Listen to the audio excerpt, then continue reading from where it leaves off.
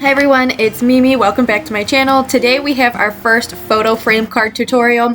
Every Saturday I'm going to be making a card, and most likely it's going to be one of these photo frame ones.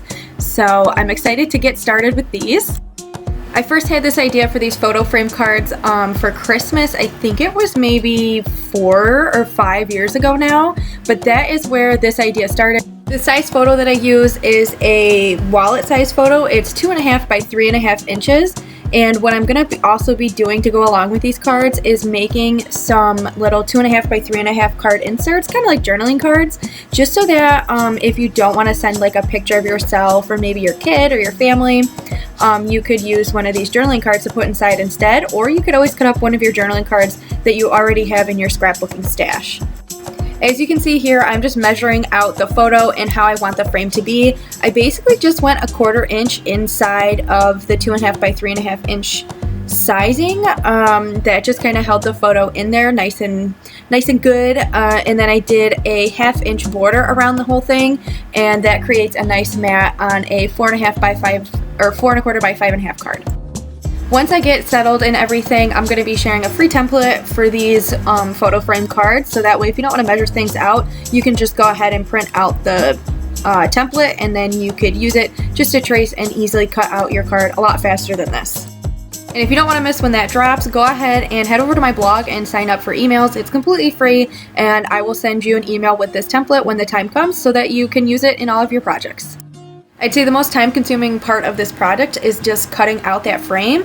There's really not a lot of space to add a bunch of embellishments to your cards. I mean, obviously you can get creative and use smaller embellishments and things, but this card I kept pretty simple. I called it Blessed Fiesta just because I used paper from a Fiesta paper pad. I think it's probably Day of the Dead that I had from Michael's, and that was just scrap paper that I had cut down into a mat for this card, and that's what I used behind this, so that's why I called it Blessed Fiesta. And then the blessed part comes because I use a blessed button embellishment in a little bit.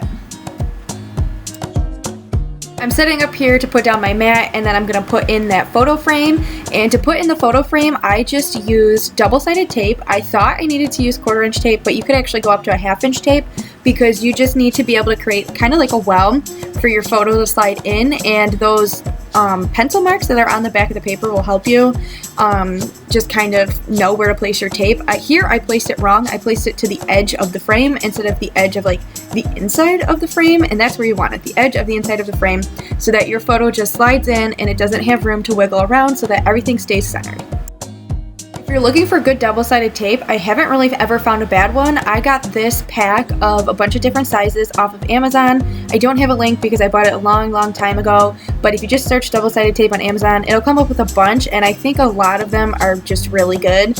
If you want to go permanent, go permanent. If you want to go removable so that you can pick things up and off of your project after you already put it down, go for that. But either way, you really can't go wrong with this tape. And see how nicely the photo just slides right in there? I just think this is so much fun, and it has so many possibilities to switch in and out of this card so that you can send it to whoever you want. I'm just going to add on a few more embellishments here, but that basically finishes up this video. I hope you enjoyed crafting with me a little bit here, and you're inspired to make something of your own, whether it's a card, a scrapbook layout, some totally different paper project, whatever you want. I hope this inspires you to get some crafty projects going in your house. I post every Sunday, Wednesday, Friday, and Saturday. The times are posted over on my blog and also in the information bar if you want to click that.